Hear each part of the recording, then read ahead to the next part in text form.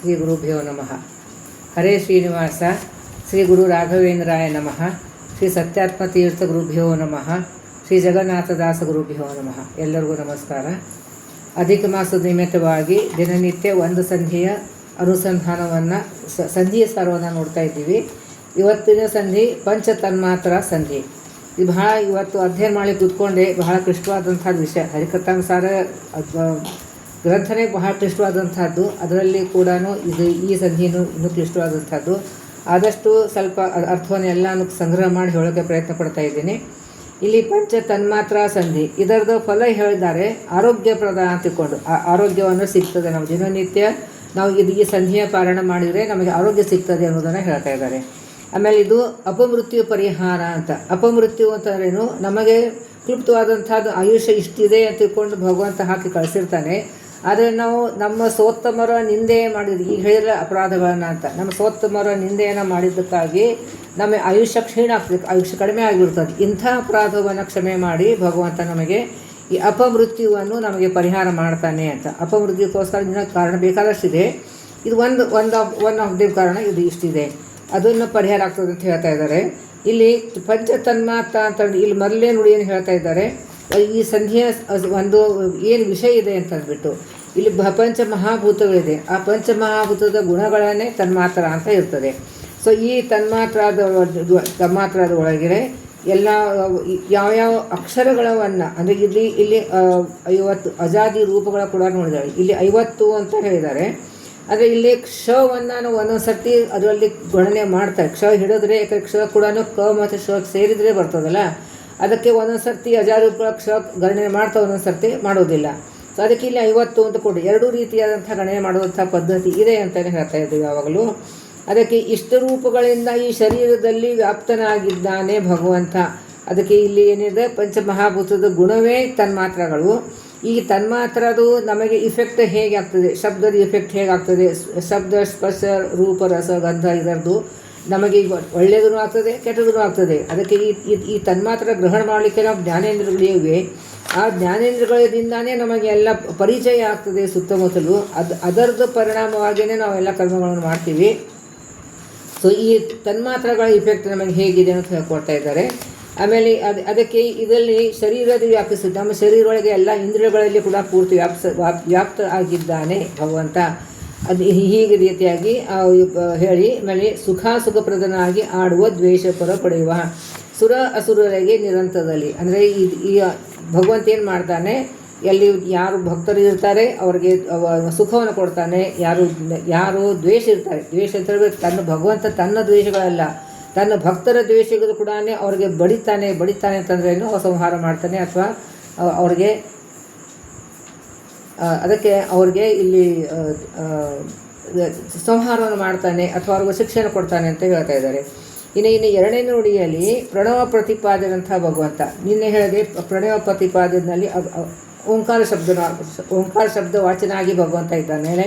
ಅಲ್ಲಿ ಉ ಮ ಇದೆ, ಅಲ್ಲಿ ವಿಶ್ವತೈಸ ಪ್ರಾಜ್ಞ ಇದ್ದಾನೆ ಅಂತ ಹೇಳ್ತಾ ಇದ್ದಾರೆ. ಇಲ್ಲಿ ಮೂರೇ ತಗೊಂಡಿದ್ದಾರೆ. ವಿಶ್ವತೈಸ ಪ್ರಾಜ್ಞ ಇದ್ದಾನೆ.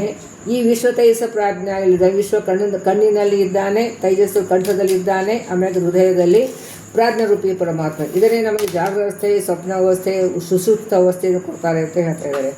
ಆಮೇಲೆ ಇಲ್ಲಿ ಏಕವಿಂಶ, ಚತುರ್ವಿಂಶಿತ ಬೇರೆ ಬೇರೆ ರೀತಿಯ ಗಣನೆ ಮಾಡಿಬಿಟ್ಟು ಸಂಖ್ಯೆ ಈ ಸಂಧಿಯಲ್ಲಿ ಕೂಡ ಸಾಕಷ್ಟು ಸಂಖ್ಯೆಗಳ ಬಂದಿವೆ. ಇದು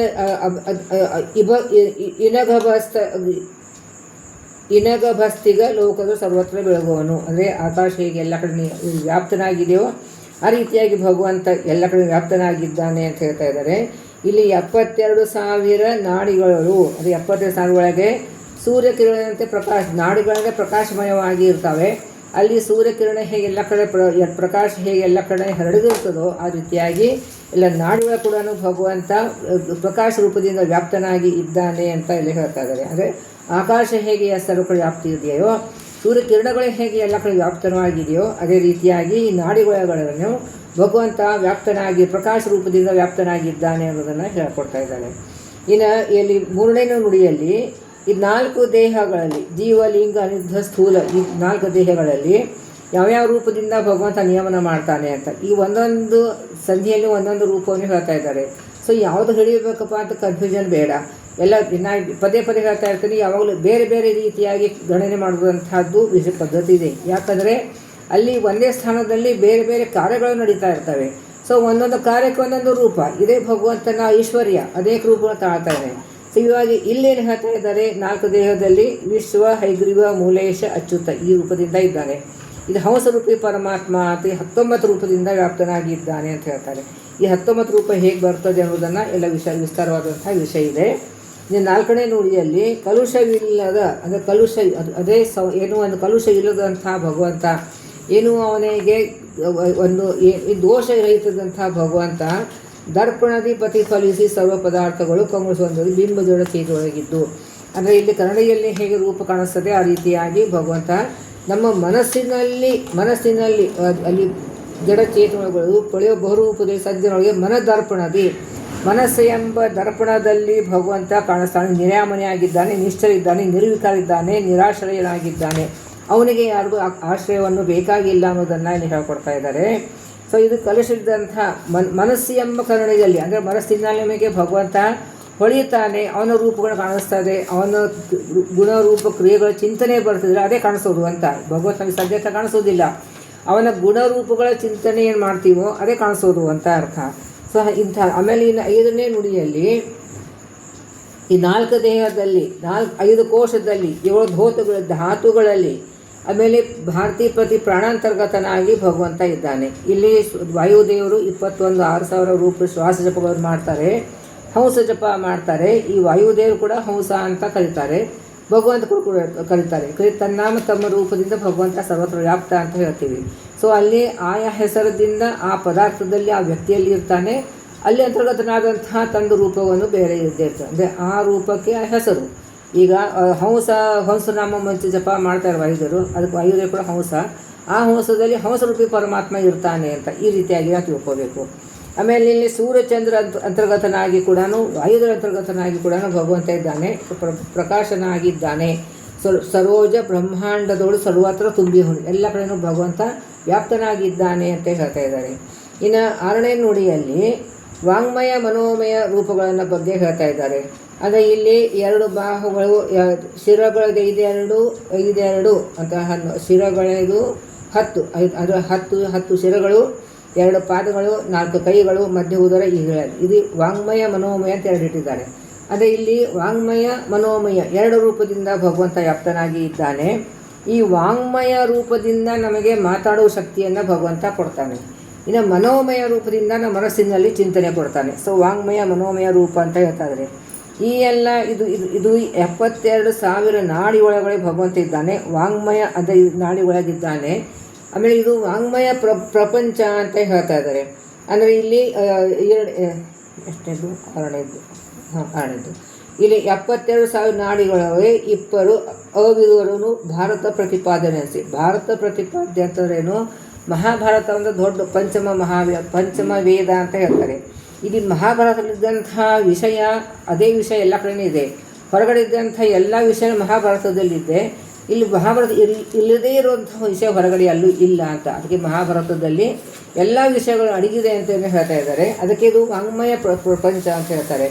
ಭಾರತ ಪ್ರತಿಪಾದನೆ ಅಂದರೆ ವಾಂಗ್ಮಯ ವಾಂಗ್ಮಯಕ್ಕೆ ಅವನ ಪ್ರತಿಪಾದನಾಗಿ ಭಗವಂತ ಇದ್ದಾನೆ ಅಂತ ಇಲ್ಲಿ ಹೇಳ್ತಾ ಇದ್ದಾರೆ. ಇನ್ನು 7ನೇ ನುಡಿಯಲ್ಲಿ 4 ದೇಹದಲ್ಲಿ ಭಗವಂತ ವ್ಯಾಪ್ತನಾಗಿದ್ದಾನೆ. ಅಲ್ಲಿ 16 ರುಕ್ ಅಂದರೆ ಪುರುಷ ಸೂಕ್ತ ಪ್ರತಿಪಾದನೆ ಅಂತ ಅಲ್ಲಿ 16 ರುಕ್ಗಳು ಅಂತ ಹೇಳ್ತಾರೆ, ಅಂದರೆ 16 ಅಕ್ಷರಗಳಂತ. ಇಲ್ಲಿ ಅಲ್ಲೇ ಇಂಟು 4 ದೇಹ. ಈ 14 ಅಕ್ಷರಗಳು ಒಂದೊಂದು ಇದರಲ್ಲಿ 16ರಲ್ಲಿ 4 ದೇಹಗಳು, ಹೀಗೆ ಗುಣಿಸಿದರೆ 64 ಆಗ್ತದೆ.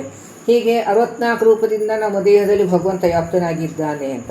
ಇನ್ನೊಂದು ರೀತಿಯಾಗಿ ಗಣನೆ ಮಾಡ್ತಾರೆ, 64 ಜಾತಿಗಳು ಇವೆ. ಆ ಜಾತಿಗಳಿಗೆ ನಿಯಮನ ಆದಂಥ ಭಗವದ್ ರೂಪ ಅಂತ. ಹೇಗೆ ಜಾತಿ ಒಳಗಿರ್ತದೆ, ಬ್ರಾಹ್ಮಣರು ಮದುವೆಯಾಗಿರ್ತಾರೆ, ಬ್ರಾಹ್ಮಣರು ಕ್ಷತ್ರಿಯರಾಗಿರ್ತಾರೆ, ಕ್ಷತ್ರಿಯ ವೈಶ್ಯರಾಗಿರ್ತಾರೆ. ಹೀಗೆ ಬೇರೆ ಈಗ ಆ ಪದ್ಧತಿ ಇಲ್ಲ. ಅದರ ಹಿಂದಕ್ಕೆಲ್ಲ ಆ ರೀತಿಯಾಗಿ ಕ್ಷತ್ರಿಯರಿಗೆ ಅದು ಆ ಸವಲತ್ತು ಇತ್ತು. ಎಲ್ಲ ಜಾತಿ ಹೆಣ್ಣರಿಗೆ ಮಾಡ್ಕೋತಿದ್ರು. ಆವಾಗ ಈ ಕ್ಷತ್ರಿಯರು ಈ ಬೇರೆ ಬೇರೆ ಜಾತಿ ಮಾಡಿದಂಥ ಹೆಂಗಸೂತೆ ಮಾಡಿದಂಥ ಮಕ್ಕಳಿಗೆ ಈ ಬೇರೆ ಬೇರೆ ಜಾತಿ ಬರ್ತಾಯಿತ್ತು. ಸೊ ಈ ರೀತಿಯಾಗಿ ಅದು 64 ರೂಪಗಳು ಬರ್ತಾವೆ ಅಂತ ಹೇಳ್ತಾರೆ. ಇದಕ್ಕೆಲ್ಲ ಧಾರಕನೂ ಆಗಿದೆ, ಧಾರಕನ ಆಧಾರನಾಗಿದ್ದಾನೆ.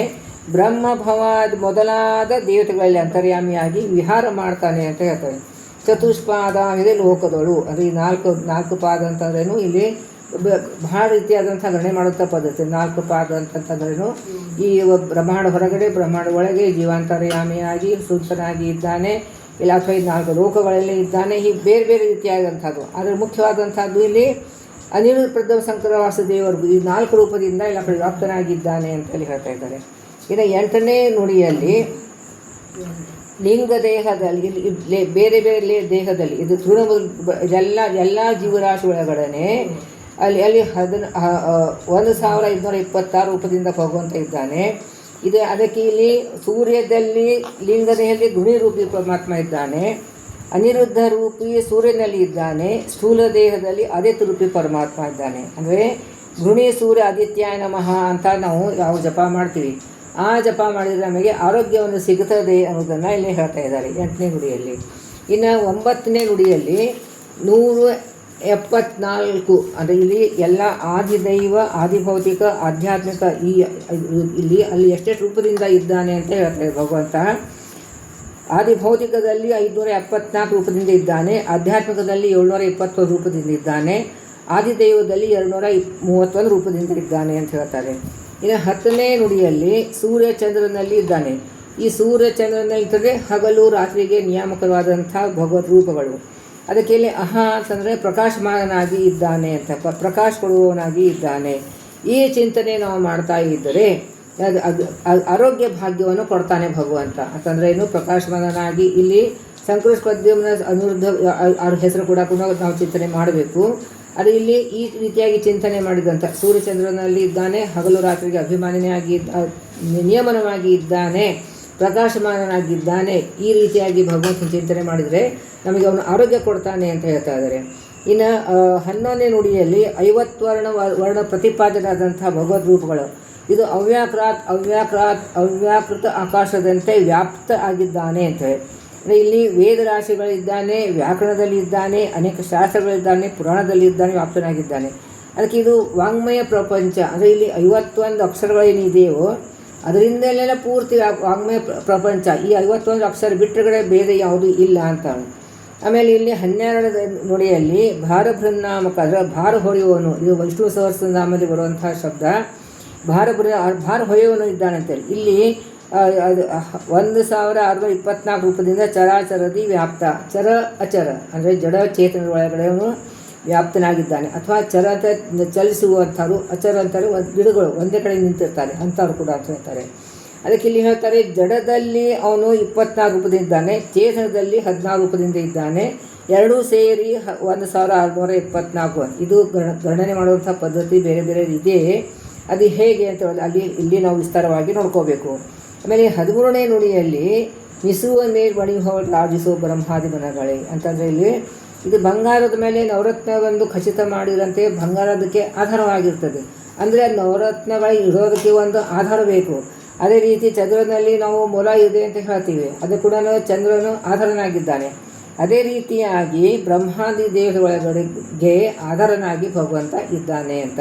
ಸೊ ಅಂದರೆ ಬಂಗಾರ ಭಗವಂತ ಈ ನವರತ್ನಗಳು ಅದಕ್ಕಿಂತ ಹೆಚ್ಚಿನ ಬೆಲೆ ಒಳಗಲ್ಲ ಅಂತ ಅಂದ್ಬಿಟ್ಟು ಅದಕ್ಕೆ ಹಾಗಲ್ಲ. ಅಂದರೆ ಇಲ್ಲಿ ಉದಾಹರಣೆ ಹೇಗೆ ಕೊಟ್ಟಿದ್ದಾರೆ ಅಂತಂದರೆ ಇದು ನವರತ್ನಗಳಿಗೆ ಕೂಡ ಒಂದು ಆಧಾರ ಬೇಕು. ಅದೇ ರೀತಿಯಾಗಿ ಭಗವಂತ ಎಲ್ಲರಿಗೂ ಆಧಾರನಾಗಿ ಇದ್ದಾನೆ ಅಂತ ಹೇಳ್ತಾ ಇದ್ದಾರೆ. ಇಲ್ಲಿ ಒಂದು 142 ರೂಪದಿಂದ ಇದ್ದಾನೆ. ಇದೆಲ್ಲ ಈ ಸಂಖ್ಯೆಗಳನ್ನೇ ಹೇಗೆ ಮಾಡ್ತಾ ಇದೆ ಅನ್ನೋದನ್ನು ಬಹಳ ವಿಸ್ತಾರವಾದಂಥ ವಿಷಯ. ನಾವು ಇವಾಗ ಸದ್ಯಕ್ಕೆ ಸಂಕ್ಷಿಪ್ತವಾಗಿ ನೋಡ್ತಾ ಇದ್ದೀವಿ. ಸೊ ಆಮೇಲೆ ಇಲ್ಲಿ 14ನೇ ನುಡಿಯಲ್ಲಿ ಹಿರಿಯರ ಅನುಸರಿಸರದೆ ಮರ್ಮವನ್ನರಿಯದಿಹ ನರನು ಅಂತ. ಅದೇ ಬರೀ ನಾವು ಜಪ ಮಾಡಿದರೆ ನೀರು ಮುಳ್ಕೊಂಡು ಎದ್ದು ಬಿಟ್ಟರೆ ಆದರೆ ಸದ್ಗುರು ತಮ್ಮ ಗುರುಗಳೇನಿರ್ತಾರೆ ಅವರ ಆದೇಶ ಪ್ರಕಾರ ನಡೆದೇ ಇದ್ದರೆ ಇದೆಲ್ಲ ಮಾಡಿದೆಲ್ಲ ವ್ಯರ್ಥ ಅಂತ ಅನ್ನೋದನ್ನು ಹೇಳ್ಕೊಡ್ತಾ ಇದ್ದಾರೆ. ಇನ್ನು 15ನೇ ನುಡಿಯಲ್ಲಿ ಸ್ವರೂಪ ದೇಹದಲ್ಲಿ ನರಸಿಂಹರೂಪಿ ಪರಮಾತ್ಮ ಇದ್ದಾನೆ. ಅಲ್ಲಿ ಅವನು 80,725 ರೂಪದಿಂದ ಇದ್ದಾನೆ. ಅವನು ಮೃತ್ಯುವಿಗೆ ಮೃತ್ಯು ಅಂದರೆ ನಮ್ಮ ಮೃತ್ಯು ಏನು ಬರ್ತಾ ಇರ್ತದೆ ಆ ಮೃತ್ಯುವಿಗೆ ಇವನು ಭಗವಂತ ಮೃತ್ಯು ಕೊಡ್ತಾನೆ ಅಂತ. ಅಂದರೆ ಅಪಮೃತ್ಯುವನ್ನು ಪರಿಹಾರ ಮಾಡ್ತಾನೆ ಅಂತ. ನಮಗೆ ಮೃತ್ಯು ಬರುವುದೇ ಇಲ್ಲ ಅಂತ ಅರ್ಥ ಅಲ್ಲ. ನಾವು ಮುಖ್ಯವಾಗಿ ತಿಳ್ಕೋಬೇಕು, ಮೃತ್ಯು ಅಂತಂದರೆ ಏನು, ನಮಗೆ ಭಗವಂತನ ವಿಸ್ಮರಣೆಯೇ ನಮಗೆ ಮೃತ್ಯು. ಅಂಥ ಮೃತ್ಯು ಬರದೇ ಇರೋ ಹಾಗೆ, ಅಥವಾ ನಮಗೆ ಏನು ಒಂದು ಒಳ್ಳೆಯ ಸಾಧನ ಒಂದು ಭಗವಂತನ ಸೇವೆ ಮಾಡುವಾಗ ಅನೇಕ ಅಡ್ಡಿಗಳು ಬರ್ತದೆ, ಅದನ್ನೆಲ್ಲ ನಮಗೆ ಪರಿಹಾರ ಮಾಡ್ತಾನೆ ಅಂತ. ಆಮೇಲೆ 16ರಲ್ಲಿ ಇಲ್ಲಿ ನಮಗೆ ಜಡ್ಡು ಜಾಪತ್ತು ಬರ್ತಾ ಇರ್ತದೆ. ಅವರಲ್ಲಿ ಜ್ವರದಲ್ಲಿ 27 ರೂಪದಿಂದ, ಹರನಲ್ಲಿ 28. ಅದು ಜ್ವರ ಹರಾವಯ ನಾರಸಿಂಹನ ಸ್ಮರಣೆ. ಜ್ವರ ಹರಾವಯ ಅಂತ ಹೆಸರಿನಿಂದ ಭಗವಂತ ನರಸಿಂಹರೂಪಿ ಪರಮಾತ್ಮ ಇದ್ದಾನೆ. ಅಲ್ಲಿ ಅವನ ಚಿಂತನೆ ನಾವು ಮಾಡೋದು. ಅದು 2877 ರೂಪದಿಂದ ಇದ್ದಾನೆ. ಅವನ ಸ್ಮರಣೆ ಮಾಡಿದರೆ ನಮಗೆ ತರಣಿ ಬಿಂಬವು ಕಂಡ ಹಿಮದಂತೆ, ಸೂರ್ಯಕಿರಣ ಬಂದ ತಕ್ಷಣ ಹಿಮ ಹೇಗೆ ಕರಗಿ ಹೋಗಿಬಿಡ್ತದೋ ಹಾಗೆ ನಮ್ಮ ಪಾಪರಾಶಿಯನ್ನು ಕರಗಿ ಹೋಗಿಬಿಡ್ತದೆ ಅನ್ನೋದನ್ನು ಇಲ್ಲಿ ಹೇಳ್ಕೊಡ್ತಾ ಇದ್ದಾರೆ. ಇನ್ನು 17ನೇ ನುಡಿಯಲ್ಲಿ ಮಾಸಪರಿ ಅಂತ ಬಿಡ್ತೇವೆ. ಅಂದರೆ ಒಂದು ನರಸಿಂಹ ಜಪ ಒಂದು ತಿಂಗಳು ಮಾಡಿದರೆ, ಅದು ಶುದ್ಧ ಅಂತ ಕಡೆ ಮಾಡಿದರೆ ಪಾಪನಾಶ ಆಗ್ತದೆ, ಲಿಂಗಭಂಗ ಆಗ್ತದೆ, ಮೋಕ್ಷ ಆಗ್ತದೆ ಅಂತ. ಆದರೆ ಇದು ನರಸಿಂಹ ಜಪ ಮಾಡುವುದು ಬಹಳ ಕೇರ್ಫುಲ್ಲಾಗಿ ಮಾಡಬೇಕು. ನಮ್ಮ ಸ್ವಾಮಿಗಳು ಎಲ್ಲರಿಗೂ ಅದು ಜಪವನ್ನು ಉಪದೇಶ ಮಾಡುವುದಿಲ್ಲ. ನಾಮಸ್ಮರಣೆ ಬೇರೆ, ಜಪ ಬೇರೆ. ಇದು ಸರಿಯಾಗಿ ತಿಳ್ಕೋಬೇಕು. ಜಪ ಅಂತಂದರೆ ಒಂದು ಮಂತ್ರ ಇರ್ತದೆ, ಆ ಮಂತ್ರಕ್ಕೆ ಅನುಷ್ಠಾನ ಬೇಕು, ಅದಕ್ಕೆ ಶುದ್ಧಿ ಬೇಕು, ಆಚಾರ ಶುದ್ಧಿ ಇರಬೇಕು. ಅದಕ್ಕೆ ನರಸಿಂಹ ಜಪದ ಮಂತ್ರದ ಉಪದೇಶವನ್ನು ನಮ್ಮ ಸ್ವಾಮಿ ಕೊಡೋದು. ನಾಮಸ್ಮರಣೆ ಅವಶ್ಯವಾಗಿ ಮಾಡಬಹುದು, ಅದೇನು ಅಡ್ಡಿ ಇಲ್ಲ. ಅದು ಇಲ್ಲಿ ಬಹಳ ಇದು ನನ್ನ ಪುಸ್ತಕದಲ್ಲಿ ಬಹಳ ವಿಸ್ತಾರವಾಗಿ ಕೊಟ್ಟಿದ್ದಾರೆ. ಎಷ್ಟೆಷ್ಟು ಕಡ್ಡಾಯವಾಗಿ ನಿಯಮನ ಮಾಡಬೇಕು, ಅದು ಮಾಡದೇ ಹೋದರೆ ಹೇಗೆ ರಿವರ್ಸ್ ಹೊಡಿತದೆ ಅನ್ನೋದು ಕೂಡ ಹೇಳ್ಕೊಟ್ಟಿದ್ದಾರೆ.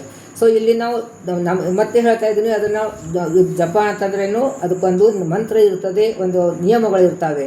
ನಾವು ನಾಮಸ್ಮರಣೆ ಅವಶ್ಯವಾಗಿ ಮಾಡೋದು. ನಾಮಸ್ಮರಣೆಗೂ ಜಪಕ್ಕೂ ಬಹಳ ವ್ಯತ್ಯಾಸ ಇದೆ. ಸೊ ಇಲ್ಲಿ ಭಗವಂತನ ಒಂದು ನರಸಿಂಹರೂಪಿ ಪರಮಾತ್ಮ ಜಪವನ್ನು ತಿಂಗಳು ಮಾಡಿದರೆ ನಮ್ಮದು ಲಿಂಗಭಂಗ ಆಗ್ತದೆ, ಮೋಕ್ಷ ಸಿಗ್ತದೆ ಅಂತ ಹೇಳ್ತಾರೆ. ಆಮೇಲೆ ಇಲ್ಲಿ 18 ನುಡಿಯಲ್ಲಿ ಚತುರ್ಮೂರ್ತಿ ಆತ್ಮಕ. ಚತುರ್ಮೂರ್ತಿ ಅಂತಂದರೆ ಅನಿರುದ್ಧ ಪ್ರದುರ್ ಸಂಕೃಷ್ಣ ವಾಸುದೇವ ನಾರಾಯಣ ಈ ರೂಪದಿಂದ. ಇದು ನಮ್ಮ 100 ವರ್ಷ ಆಯುಷ್ಯ ಅಂತ ಹೇಳ್ತೀವಿ. ಆ 100 ವರ್ಷ ಆಯುಷ್ಯದಲ್ಲಿ ಯಾವ ವರ್ಷಕ್ಕೆ ಎಷ್ಟೆಷ್ಟು ಭಗವಂತ ನಿಯಮನ ಮಾಡ್ತಾನೆ ಅಂತ. ಮೊದಲನೇ 30 ವರ್ಷಕ್ಕೆ ಅರಿರೂಪಿ ಪರಮಾತ್ಮ, ಎರಡನೇ 20 ವರ್ಷಕ್ಕೆ ಪ್ರದ್ಯುಮ್ನ ಪರಮಾತ್ಮ, ಮೂರನೇ 25 ವರ್ಷಕ್ಕೆ ಆಮೇಲೆ ಅಲ್ಲಿ ಸಂಕರ್ಷರೂಪಿ ಪರಮಾತ್ಮ, ನೆಕ್ಸ್ಟ್ 18 ವರ್ಷಕ್ಕೆ ವಾಸುವಿ ಪರಮಾತ್ಮ ನಿಯಮನ ಮಾಡ್ತಾನೆ ಅಂತ. ಅದನ್ನು ನಾವು 100 ವರ್ಷ ತಾಳ್ತೀವೋ ಇಲ್ಲೋ ಗೊತ್ತಿಲ್ಲ, ಬಾಳ್ತೀವಿಲ್ಲೋ ಗೊತ್ತಿಲ್ಲ. ಅರ್ಥ ಕೊನೆ ಭಾಗದಲ್ಲಿ ನಮಗೆ ಭಗವಂತ ಸ್ಮರಣೆ ಬರ್ತದಿಲ್ಲೋ ಗೊತ್ತಿಲ್ಲ. ಅದಕ್ಕೆ ಇಷ್ಟು ವಯಸ್ಸಕ್ಕೆ ಇಷ್ಟಿಷ್ಟು ಭಗವದ್ ರೂಪಗಳ ನಿಯಮನ ಮಾಡ್ತಾನೆ ಅಂತ ನಾವು ಈಗ ಚಿಂತನೆ ಮಾಡಿದ್ರು ಕೂಡ ಆ ಪುಣ್ಯವನ್ನು ಭಗವಂತ ನಮಗೆ ಕೊಡ್ತಾನೆ ಅಂತ. ಇನ್ನು 19ನೇ ನುಡಿಯಲ್ಲಿ ಇದು 100 ವರ್ಷಕ್ಕೆ 72,000 ಹೇಗೆ ನಮಗೆ ಸಂಖ್ಯೆ ಬರ್ತದೆ ಅಂತ ಕೂಡ ಹೇಳ್ತಾರೆ. ಅಷ್ಟೇ ನಾಡಿ ಯಾಕಷ್ಟು ಅಂತಂದರೆ ಹಗಲಿಗೆ ರಾತ್ರಿಗೆ ನಿಯಮನವಾದಂಥದ್ದು. ಹಗಲಿಗೆ ವರ್ಷಕ್ಕೆ 360, ರಾತ್ರಿಗೆ 360, ಅಂದರೆ 770 ಅಂಥದ್ದು 100 ವರ್ಷ. ಅಂದರೆ ಅದಕ್ಕೆ 72,000 ರೂಪಗಳು. ಭಗವಂತ ನಮ್ಮ ಆಯುಷ್ಯದಲ್ಲಿ ಅಷ್ಟು ರೂಪದಿಂದ ನಮಗೆ ನಿಯಮನ ಮಾಡ್ತಾನೆ ಅಂತ. ಅದಕ್ಕೆ ಬೃಹತಿ ಸಹಸ್ರ ಹೋಮ ಅಂತ ಹೇಳ್ತೀವಿ. ಅವೇ ರೂಪ ಈ 100 ವರ್ಷಕ್ಕೆ ಭಗವಂತ ರೂಪ ಹಗಲು ರಾತ್ರಿಗೆ ನಿಯಮನವಾದಂಥ ರೂಪಗಳ ಚಿಂತನೆ, ರೂಪಗಳೇ ನಮ್ಮ ನಾಡಿಯಲ್ಲಿ. ಆ ನಾಡಿಯಲ್ಲಿದ್ದಂಥ ಭಗವದ್ ರೂಪಗಳ ಚಿಂತನೆ ಬೃಹತಿ ಹೆಸರು ಅಂತ ಹೇಳ್ತಾ ಇದ್ದಾರೆ. ಆಮೇಲೆ ಇಲ್ಲಿ 20ನೇ ನುಡಿಯಲ್ಲಿ ಕಾಲಕರ್ಮ ಗುಣ ಅನುಸಾರವಾಗಿ ಕರ್ಮ ಗುಣ ಸ್ವಭಾವಗಳ ಆಲಯನು ತಾನಾಗಿ, ಆಲಯ ಅಂತ ಅಂತರ್ಯಾಮಿಯಾಗಿ, ಈ ಕಾಲಕ್ಕೆ ಅಂತರ್ಯಾಮಿಯಾಗಿದ್ದ ಕಾಲ ನಿಯಾಮಕನಾಗಿದ್ದಾನೆ, ಕರ್ಮಗಳ ನಿಯಾಮಕನಾಗಿದ್ದಾನೆ, ಗುಣಗಳ ನಿಯಾಮಕನಾಗಿದ್ದಾನೆ. ಎಲ್ಲ ತ್ರಿವಿಧ ಜೀವರಾಶಿಗಳಿಗೆ ನಿಯಮನ ಮಾಡ್ತಾ ಅಂತರ್ಯಾಮಿಯಾಗಿ ಭಗವಂತ ನಿಯಮನ ಮಾಡ್ತಾನೆ. ಅಲ್ಲಿ ತತ್ತದ್ ರೂಪನಾಮದಿ ಕಲಿಸುತ್ತಲಿದ್ದು ಆಯಾ ರೂಪದಿಂದ ಕಲಿಸ್ಕೊಳ್ತಾನೆ. ಮೂಲ ಕಾರಣ ಅದಕ್ಕೆ ಲೀಲೆಯಿಂದ ಸರ್ವ ಜೀವರ ಪಾಲಿಸುವ ಸಂರೂಪ ಸೃಷ್ಟಿಪ. ಅಂದರೆ ಲೀಲೆಯಿಂದ ಸರಳವಾಗಿ ಆ ಕಾರ್ಯವನ್ನು ಮಾಡ್ತಾನೆ, ಪಾಲನೆ ಮಾಡ್ತಾನೆ, ಸಂಹಾರ ಮಾಡ್ತಾನೆ, ಸೃಷ್ಟಿ ಮಾಡ್ತಾನೆ. ಸೃಷ್ಟಿ ಬ್ರಹ್ಮದಂತರ್ಯಾಮಿಯಾಗಿ ತಾನೇ ಮಾಡ್ತಾನೆ, ಲಯವನ್ನು ರುದ್ರಂತರ್ಯಾಮಿಯಾಗಿ ತಾನೇ ಮಾಡ್ತಾನೆ, ಆಮೇಲೆ ಪಾಲಿಸುವ ಒಂದು ನಿಯಮನೆಯನ್ನು ತಾನೇ ಮಾಡ್ತಾನೆ. ಹೀಗೆಲ್ಲ ತಾನೇ ಮಾಡ್ತಾನೆ. ಆದರೆ ಅದಕ್ಕೆ ಮೂಲ ಕಾರಣ ಏನಾಗ್ತದೆ, ಮೂಲ ಪ್ರಕೃತಿ. ಅಂದರೆ ಅವ್ಯಕ್ತ ತತ್ವದಿಂದ ಇದೆಲ್ಲ ಮುಂದಿನ ತತ್ವಗಳನ್ನು ಮಾಡಿ ಭಗವಂತ ಅದರಲ್ಲಿ ಇದ್ದು ಬಿಟ್ಟು ನಿಯಮನ ಮಾಡ್ತಾನೆ ಅಂತ ಹೇಳಿ ಹೇಳ್ತಾರೆ. ಗುಣ ಕಾರ್ಯಗಳ ಮನೆ ಮಾಡಿ, ಪ್ರಕೃತಿ ಗುಣ ಕಾರ್ಯಗಳ ಮನೆ ಮಾಡಿ. ಮನೆ ಅಂತಲೇ ಒಳಗಿರ್ತಾನೆ, ಅಂದ್ರೇನು ಅಂತರ್ಯಾಮಿಯಾಗಿರ್ತಾನೆ. ಈ ಗುಣಗಳಿಗೆ ಅಂತರ್ಯಾಮಿಯಾಗಿ ನಿಯಮನ ಮಾಡ್ತಾನೆ. ಆಮೇಲೆ ಅದರಿಂದನೇ ಸೃಷ್ಟಿ ಸ್ಥಿತಿ ಲಯವನ್ನು ಮಾಡ್ತಾನೆ ಭಗವಂತ. ಸೊ ಎಲ್ಲಕ್ಕೂ ನಾವು ಭಗವಂತನೇ ಕಾರಣ ಅಂತ ಹೇಳ್ತಾ ಇದ್ದಾರೆ. ಆಮೇಲೆ 21ನೇ ನುಡಿಯಲ್ಲಿ ತಿಲೋಜವರ್ತಿಗಳು ನಡೆಸಿ, ಅಂದರೆ ಎಣ್ಣೆ ಮತ್ತು ಬತ್ತಿ ಯಾವ ರೀತಿಯಾಗಿ ಇರ್ತದೋ ಆ ರೀತಿಯಾಗಿ ಬೆಳಕನ್ನು ಕೊಡ್ತದೆ. ಸಣ್ಣ ಬತ್ತಿದ್ರೆ ಕಡಿಮೆ ಬೆಳಕ, ದೊಡ್ಡ ಬತ್ತಿದ್ರೆ ದೊಡ್ಡ ಬೆಳಕ, ಜಾಸ್ತಿ ಬೆಳಕ. ಅದೇ ರೀತಿಯಾದಿಯಲ್ಲಿ ತನ್ನವರ ಮನದೊಳಗೆ ಭಕ್ತಿ ನಮಗೆ ನಮ್ಮ ಮನಸ್ಸಿನಲ್ಲಿ ಇದ್ದಂಥ ಎಷ್ಟು ಭಕ್ತಿ ಜ್ಞಾನ ಕರ್ಮಕ್ಕೆ ಅನುಸಾರವಾಗಿ ಹೊಳೆಯುತ್ತ ತೋರುವನು. ಹೊಳೆಯುವುದು ಅಂತಂದರೆ ಪ್ರಕಾಶಮಾನನಾಗಿದ್ದಾನೆ ಭಗವಂತ, ನಮಗೆ ಪ್ರಕಟ ಮಾಡ್ತಾನೆ ಅಂತ. ಈಗ ನನ್ನ ಯೋಗ್ಯತೆ ಎಷ್ಟಿರ್ತದೋ ಅಷ್ಟು ಪ್ರಕಟ ಮಾಡ್ತಾನೆ. ಇನ್ನೂರು ನನಗಿಂತ ದೊಡ್ಡ ಸಾವುಗಳಂಥವ್ರಿಗೆ ಇನ್ನೂ ಅವ್ರ ವ್ಯಕ್ತಿತ್ವವನ್ನು ಹೆಚ್ಚು ಪ್ರಕಟ ಮಾಡ್ತಾನೆ. ಅಂದರೆ ಇದು ಅವ್ರದ್ದು ಭಕ್ತಿ ಜ್ಞಾನ ಕರ್ಮ ಎಷ್ಟೆಷ್ಟು ಹೆಚ್ಚಿರ್ತದೋ ಅಷ್ಟಷ್ಟು ಅವರ ಕರ್ಮಗಳನ್ನು ಅವನು ಪ್ರಕಟ ಮಾಡ್ತೇವೆ. ಗುಣರೂಪ ಕ್ರಿಯೆಗಳನ್ನು ತೋರುವನು ಗುಣ ಅಂದರೆ ಭಗವಂತ ಸಂಪೂರ್ಣನಾಗಿ ಗುಣಪೂರ್ಣನಾಗಿ ಇದ್ದಾನೆ. ಒಂದೊಂದು ಜೀವರಾಶಿ ಒಳಗಡೆ ಅವರವರ ಜ್ಞಾನ ಭಕ್ತಿ ಕರ್ಮಾನುಸಾರವಾಗಿ ತನ್ನ ಗುಣಗಳನ್ನು ಅಷ್ಟು ಪ್ರಕಟ ಮಾಡ್ತಾನೆ. ಅಂದರೆ ಆ ಜೀವರಾಶಿ ಗುಣ ಪ್ರಕಟ ಮಾಡ್ತಾನೆ ಅಂತ. ನನ್ನ ಕರ್ಮ ಎಷ್ಟಿದೆಯೋ, ನನ್ನ ಸ್ವಭಾವ ಎಷ್ಟಿದೆಯೋ, ನನ್ನ ಕರ್ಮ ಎಷ್ಟಿದೆಯೋ, ನನ್ನ ಗುಣ ಹೇಗಿದೆಯೋ ಆ ರೀತಿಯಾಗಿ ಅಷ್ಟು ಕರ್ಮಗಳನ್ನು ಭಗವಂತ ಪ್ರಕಟ ಮಾಡ್ತಾನೆ. ಅದೇ ಭಗವಂತ ಇನ್ನೂ ಹೆಚ್ಚು ಪ್ರಕಟ ಮಾಡೋ ಶಕ್ತಿ ಇಲ್ಲವೇನು ಅಂತಂದರೆ ಸರ್ವಥಾ ಇದೆ. ಆದರೆ ಆ ಜೀವಯೋಗ್ಯತಾನುಸಾರವಾಗಿ ಪ್ರಕಟ ಮಾಡ್ತಾನೆ ಅಂತಲೇ ಹೇಳ್ತಾ ಇದ್ದಾನೆ. ಇನ್ನು 22ನೇ ನುಡಿಯಲ್ಲಿ ಆವ ದೇಹವೇ ಕೊಡಲಿ, ಯಾವ ದೇಹದಲ್ಲಿ ಇದ್ರೇನು, ಯಾವ ಕರ್ಮ ಯಾವ ಲೋಕದಲ್ಲಿದ್ದರೂ ಕೂಡ ಆ ಅವಸ್ಥೆಗಳು ಬರಲಿ, ಯಾವ ಅವಸ್ಥೆ ಬಂದರೆ ಕೂಡ ಅದಕ್ಕೆ ಭಗವಂತ ಆಯಾ ರೂಪಗುಣಗಳನ್ನು ವ್ಯಕ್ತ ಮಾಡ್ತಾನೆ, ಅವನೇ ಮಾಡಿಸ್ತಾನೆ ಅನ್ನೋದನ್ನು. ಅದಕ್ಕೆ ಭಗವಂತನಿಗೆ ಸುಜ್ಞಾನ ಭಕುತಿಯ ಬೇಡು ಕೊಂಡಾಡು, ಸುಜ್ಞಾನವನ್ನು ಭಕ್ತಿಯನ್ನು ಭಗವಂತನಲ್ಲಿ ಬೇಡು ಅಂತ ಈ ಕಡೆ ಭಗವಂತನೇ ಮಾಡಿಸ್ತಾ ಇರ್ತಾನೆ. ಆಮೇಲೆ ಇಲ್ಲಿ 23, 24 ಒಂದರೊಳಗೆ ಒಂದು ಬೇರೆದಿ ಅಂತಂದರೆ ಭಗವಂತ ಅನಂತ ರೂಪಗಳಿಂದನೂ ಸರ್ವತ್ರ ವ್ಯಾಪ್ತನಾಗಿದ್ದಾನೆ, ಅನಂತ ರೂಪಗಳನ್ನು ವ್ಯಾಪ್ತನಾಗಿದ್ದಾನೆ. ಅಲ್ಲಿ ಈಗ 23, 24, 25 ಸೇರಿ ಹೇಳ್ತಾ ಇದ್ದಾನೆ. ಅನಂತ ರೂಪದಿಂದ ಇದ್ದಾನೆ, ತನ್ನ ಒಂದೇ. ಆದರೆ ಅನಂತ ರೂಪ ಇದ್ರೂ ಕೂಡ ಅವನದು ಇರುವಂಥ ಒಂದೇ ಮೂಲ ರೂಪ ಒಂದೇ. ಆ ಒಂದು ರೂಪದಿಂದ ಅನೇಕ ರೂಪಗಳು ತಾಳ್ತಾನೆ. ಅದರಿಂದ ಸೃಷ್ಟಿ ಲಯವನ್ನು ಅನೇಕ ಕಾರ್ಯಗಳನ್ನು ಮಾಡ್ತಾನೆ, ಸೃಷ್ಟಿ ಮಾಡ್ತಾನೆ. ಆಮೇಲೆ ಒಂದೇ ಕಾಲದಿ ಇದೆಲ್ಲ ಕಾರ್ಯಗಳನ್ನು ಒಂದೇ ಕಾಲದಲ್ಲಿ ನಡೀತಾ ಇರ್ತದೆ. ಸೃಷ್ಟಿನೂ ಆಗ್ತಾ ಇರ್ತದೆ, ಸ್ಥಿತಿನೂ ಆಗ್ತಾ ಇರ್ತದೆ, ಸಂಹಾರ ಆಗ್ತಾ ಇರ್ತದೆ. ನಮ್ಮ ದೇಹದಲ್ಲಿ ಪ್ರತಿಯೊಂದು ಕ್ಷಣಕ್ಕೂ ಸೈಂಟಿಸ್ಟ್ ಕೂಡ ಹೇಳಿದ್ದಾರೆ, ಎಷ್ಟೋ ಸೆಲ್ಸ್ಗಳನ್ನು ಹೊಸವು ಬರ್ತಾ ಇರ್ತವೆ, ಕ್ರಿಯೆ ಮಾಡ್ತಾ ಇರ್ತವೆ, ಎಷ್ಟೋ ಸಾಯ್ತಾ ಇರ್ತವೆ. ಸೊ ಇದು ಸೃಷ್ಟಿ ಸ್ಥಿತಿ ಲಯ ಕಾರ್ಯವನ್ನು ಒಂದೇ ಕಾಲದಲ್ಲಿ ಎಲ್ಲ ಕಡೆ ಮಾಡಿಸ್ತಾ ಇರ್ತಾರೆ. ಆದರೆ ಇದೆಲ್ಲ ಕಾರ್ಯ ಮಾಡುವಂಥ ಭಗವಂತ ಅನೇಕ ರೂಪಗಳಿದ್ರೂ ಕೂಡ ಭಗವಂತ ಒಬ್ಬನೇ ಅನ್ನೋದನ್ನು ಹೇಳ್ತಾ ಇದ್ದಾರೆ. ಆಮೇಲೆ 22ನೇ ನುಡಿಯಲ್ಲಿ ಶ್ರೀರಮೇಶನ ಮೂರ್ತಿ ನವನಾರಿ ಕುಂಜರದಂತೆ, ನಿನ್ನೆ ಪಂಚನಾಡಿ ತುರುಗದಂತೆ ಅಂತ ಹೇಳಿದರು, ಈಗ ನವನಾರಿ ಕುಂಜರದಂತೆ ಅಂತ ಹೇಳ್ತಾ ಇದ್ದಾರೆ. ಅಂದರೆ ಆಯಾ ಅವಯವದಲ್ಲಿ ಅನೇಕ ರೂಪದಿಂದ ಭಗವಂತ ಅಲ್ಲಲ್ಲಿ ಇರ್ತಾನೆ, ಅಲ್ಲಿ ವ್ಯಾಪ್ತನಾಗಿರ್ತಾನೆ, ಆಯಾ ಕಾರ್ಯಗಳನ್ನು ಅವನೇ ಮಾಡ್ತಾನೆ ಅಂತ ಹೇಳ್ತಾರೆ. ಆಮೇಲೆ ಇದು 27 ನುಡಿಯಲು ವಾರಿಜ ಭವಾಂಡದೋಳು ಲಕ್ಷ್ಮೀನಾಥ ರೂಪಗುಣಗಳು ವಾರಿಯೊಳ ತೆರೆಗಳಂತೆ ಸಂದಣಿಸಿತಿಹ. ಅಂದರೆ ಇದು ಸಮುದ್ರದಲ್ಲಿ ಹೇಗೆ ಒಂದು ತೆರೆಗಳನ್ನು ಬರ್ತಾ ಇರ್ತವೆ ಆ ರೀತಿಯಾಗಿ ಭಗವಂತ ಅನಂತ ರೂಪಗಳಿದೆ, ಎಲ್ಲ ಕಡೆ ವ್ಯಾಪ್ತನಾಗಿದ್ದಾನೆ. ಕಾರಣ ಅಂಶ ಆವೇಶ ರೂಪದಿಂದ ವ್ಯಾಪ್ತನಾಗಿದ್ದಾನೆ. ಅಂದರೆ ಮೂಲ ರೂಪದಿಂದ ಅಂಶ ರೂಪದಿಂದ ಬರ್ತಾನೆ, ಅವತಾರ ರೂಪ ಬರ್ತಾನೆ, ಪ್ರಾದುರ್ಭಾವ ಆಗ್ತಾನೆ. ಆಮೇಲೆ ಇದೇ ರೀತಿಯಾಗಿ ವಿಭೂತಿ ಸನ್ನಿಧಿಯಿಂದ ನೋಡಿದ್ವಿ. ಒಂದೊಂದು ವ್ಯಕ್ತಿಯಲ್ಲಿ ಒಂದೊಂದು ಜೀವರಾಶಿಯಲ್ಲಿ ತನ್ನೊಂದು ವಿಶೇಷವಾದಂಥ ಶಕ್ತಿ ಇಡ್ತಾನೆ, ಅದಕ್ಕೆ ಅದು ವಿಭೂತಿ ರೂಪ ಅಂತ ಹೇಳ್ತೀವಿ. ಆಮೇಲೆ ಇದು 28ನೇ ನುಡಿಯಲ್ಲಿ ಮಣೆಗಿವಳ ಸೂತ್ರದಂದರಿ, ಅಂದರೆ ಒಂದು ಮಾಲೆ ಮಾಡಿದರೆ ಅದಕ್ಕೊಂದು ದಾರ ಬೇಕು. ದಾರವನ್ನು ಹೇಗೆ ಆಧಾರವಾಗಿರ್ತದೋ ಹಾಗೆ ಈ ಜಗತ್ತಿದ್ದಂಥ ಎಲ್ಲ ಜೀವರಾಶಿಗಳಿಗೆ ಭಗವಂತ ಆಧಾರನಾಗಿ ಇದ್ದಾನೆ ಅಂತ ಹೇಳ್ತಾರೆ. ಅದಕ್ಕೆ ಆಮೇಲೆ ಇವನಿಗೆ ದಣಿಕೆ ಇಲ್ಲವೇ ಇಲ್ಲ ಅಂತ ಹೇಳ್ತಾರೆ.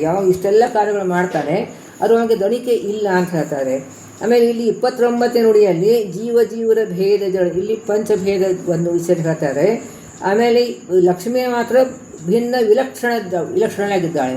ಅಂದರೆ ಅವಳು ಅಕ್ಷರ ಈ ಲಕ್ಷ್ಮಿ ಮುಂದಿನ ಎಲ್ಲ ಕ್ಷರರು ಅಂದರೆ ನಾಶ. ಅಂದರೆ ಜೀವಿಗೆ ನಾಶವಿಲ್ಲ, ಆದರೆ ಈ ಸ್ಥೂಲ ದೇಹ ಬರ್ತದೆ, ಅದಕ್ಕೆ ನಾಶ ಇದೆ. ಲಕ್ಷ್ಮಿಗೆ ಸ್ಥೂಲ ದೇಹ ಇಲ್ಲ, ಅಪ್ರಾಕೃತ ಶರೀರ, ಅದಕ್ಕೆ ಅವಳಿಗೆ ನಾಶ ಇಲ್ಲ. ಆದರೆ ಅವಳು ಸರ್ವೋತ್ತಮಳಲ್ಲ. ಸೊ ಇಲ್ಲಿ ಅವಳು ಭಗವಂತನ ಗ್ರೂಪಿಗೂ ಅವಳು ಸೇರ್ಕೊಳ್ಳೋದಿಲ್ಲ, ಈ ಜೀವರಾಶಿ ಗ್ರೂಪಿಗೂ ಸೇರ್ಕೊಳ್ಳೋದಿಲ್ಲ. ಅವರು ಸೆಪ್ರೇಟೇನೆ ಅವಳು, ಅದಕ್ಕೆ ಅವಳಿಗೆ ಭಿನ್ನ ವಿಲಕ್ಷಣಲಾಗಿದ್ದಾಳೆ ಲಕ್ಷ್ಮೀದೇವಿ ಅಂತ ಹೇಳ್ತಾ ಇದ್ದಾರೆ. ಆಮೇಲೆ ಇಲ್ಲಿ 30 ನುಡಿಯಲ್ಲಿ ಆದಿತ್ಯ ದ್ವಿತೀಯ, ಇನ್ನು ಇಲ್ಲಿ ಕಕ್ಷಾತಾತ್ವ ಪ್ರಕಾರ ಹೇಳ್ತಾ ಇದ್ದಾರೆ. ಈ ಕೆಳಗಿನ ಕಕ್ಷಾದವರಿಗೆ ಎಷ್ಟು ಜ್ಞಾನ ಇರ್ತದೋ ಅದಕ್ಕಿಂತ ಹೆಚ್ಚಿನ ಜ್ಞಾನ ಮೇಲಿನ ಕಕ್ಷಾದವರಿಗೆ ಇರ್ತದೆ ಅನ್ನೋದನ್ನು ಹೇಳ್ತಾ ಇದ್ದಾರೆ. ಆಮೇಲೆ ಈ 31ನೇ ನುಡಿಯಲ್ಲಿ ಇಂಥ ಅನಂತ ಗುಣಗಳ ಪ್ರಾಂತಗಣಾಂತೆ ಮಹಾಲಕ್ಷ್ಮಿ, ಅದಕ್ಕೆ ಭಗವಂತನ ಗುಣಗಳನ್ನು ಲಕ್ಷ್ಮೀದೇವಿಗೆ ಅನಿಸ್ಲಿಕ್ಕೆ ಸಾಧ್ಯವಾಗಲಿಲ್ಲ. ಇನ್ನೂ ತಿಳ್ಕೋಬೇಕಂತ ಆಸೆಯಿಂದ ತಾನೇ ಭಗವಂತನ ಆಭರಣ ಆಗಿದ್ದಾಳೆ, ಆಯುಧ ಆಗಿದ್ದಾಳೆ, ವಸ್ತ್ರಲಾಗಿದ್ದಾಳೆ, ಇಷ್ಟೆಲ್ಲ ಆಗಿಬಿಟ್ಟಿದ್ದಾಳೆ. ಅವಳು ಸೇವೆ ಮಾಡ್ತಾ ಭಗವಂತನ ಸೇವೆ ಮಾಡ್ತಾ ಇದ್ದಾಳೆ ಅಂತ. ಆಮೇಲೆ ಈ 32 ನುಡಿಯಲ್ಲಿ ಪ್ರಳಯ ಜಲದಲ್ಲಿಯೂ ನಾವೇ ಹೇಗೆ ಒಂಥರ ಅಲ್ಲಿ ಓಡಾಡ್ತದೆ, ಅಂದರೆ ಅಲ್ಲಾಡ್ತದೆ, ಬಹಳ ಅದು ಸ್ಥಿರವಾಗಿರೋದಿಲ್ಲ, ಚಂಚಲವಾಗಿರ್ತದೆ. ಹಾಗೆ ಲಕ್ಷ್ಮೀದೇವಿ ಚಂಚಲವಾಗಿ ಯಾಕಿದ್ದಾಳೆ ಅಂತಂದರೆ ಭಗವಂತನ ಗುಣಗಳು ಇನ್ನೂ ಹುಡ್ಕೊಂಡು ಹೋಗ್ತಾ ಇದೆ, ಇನ್ನೂ ಸಿಗ್ತಾ ಇದೆ, ಮುಗಿತಾನೇ ಇಲ್ಲ. ಅದಕ್ಕೇ ಅವಳು ಚಂಚಲಾಗಿ ಇದ್ದಾಳೆ ಅಂತ ಹೇಳ್ತಾಳೆ. ಅದಕ್ಕೆ ಲಕ್ಷ್ಮೀದೇವಿ ಚಂಚಲಾಗಿ ಯಾಕಿದ್ದಾಳೆ, ಭಗವಂತ ಗುಣಗಳು ಅವಳು ಎಣಿಸ್ಲಿಕ್ಕೆ ಸಾಧ್ಯ ಆಗ್ತಾ ಇಲ್ಲ ಅಂತ. ಆಮೇಲೆ 32ನೇ ನುಡಿಯಲ್ಲಿ ಶ್ರೀನಿಕೇತನ ಸಾತ್ವತಾಂಪದಿ ಜ್ಞಾನ ಗಮ್ಯ ಗಯಾ ಸುರಾರ್ಧನ. ಆಮೇಲೆ ಇಲ್ಲಿ ಭಗವಂತ ತಿರ್ಗ ಗುಣಗಳನ್ನು ಚಿಂತನೆ, ಇಲ್ಲಿ ಭಗವಂತ ಗುಣಗಳ ಚಿಂತನೆಯನ್ನು ಜಗನ್ನಾಥಾಸರು ಕೊಡ್ತಾ ಇದ್ದಾರೆ. ಆಮೇಲೆ ಇಲ್ಲಿ ದೀನಜರ ಮಂದಹಾರ ಮಧುರೂಪು. ಆಮೇಲೆ ದೀನರಿಗೆ ಮಂದರ ಪರ್ವತ ಹೇಗೆ ಆಧಾರವಾಗಿರ್ತದೋ ಹಾಗೆ ಭಗವಂತ ಎಲ್ಲರಿಗೂ ಆಧಾರನಾಗಿದ್ದಾನೆ. ಪ್ರಾಣ ಜಗನ್ನ ಮಾಡ್ತಿಲ್ಲ, ತಾನೇ ಗತಿ ಎಂದು ಅನುದಿನದಿ ನಂಬಿದ್ರು ಕೊಡುವ. ಭಗವಂತನಿಗೆ ಶರಣಾಗತರಾಗಿ ನೀನೇ ಗತಿಯಪ್ಪ ಸ್ವಾಮಿ, ನನಗೆ ಯಾರೂ ಗತಿ ಇಲ್ಲ ಅಂತ ಈ ಭಾವನೆ ನಮಗೆ ಬರಬೇಕು. ಈ ಭಾವನೆ ಬಂತು ಅಂದರೆ ಭಗವಂತ ನಮಗೆ ರಕ್ಷಣೆ ಮಾಡ್ತಾನೆ. ಇಲ್ಲಕ್ಕೆ ನಾನು ಮಾಡ್ತಾ ಇದ್ದೀನಿ, ಇದು ನಂದಿದೆ ಅಂತ ನಾನು ನನ್ನದು ಎಂಬುದು ಭಾವನೆ ಬಂದುಬಿಟ್ರೆ ಭಗವಂತ ರಕ್ಷಣೆ ಮಾಡುವುದಿಲ್ಲ. ಅದಕ್ಕೆ ನಾವು ಸಂಪೂರ್ಣವಾಗಿ ಶರಣಾಗತರಾಗಿ ಭಗವಂತ ನೀನೇ ಗತಿ ಅಂತಂದ್ರೆ ಮಾತ್ರ ನಮಗೆ ರಕ್ಷಣೆ ಮಾಡ್ತಾನೆ. ಇವಾಗ ಕೂಡ ನಾವು ಈ ಅಧಿಕ ಮಾಸ ವಿಶೇಷವಾದಂಥ ಕಾರ್ಯಕ್ರಮ ಮಾಡ್ತಾ ಇದ್ದೀವಿ.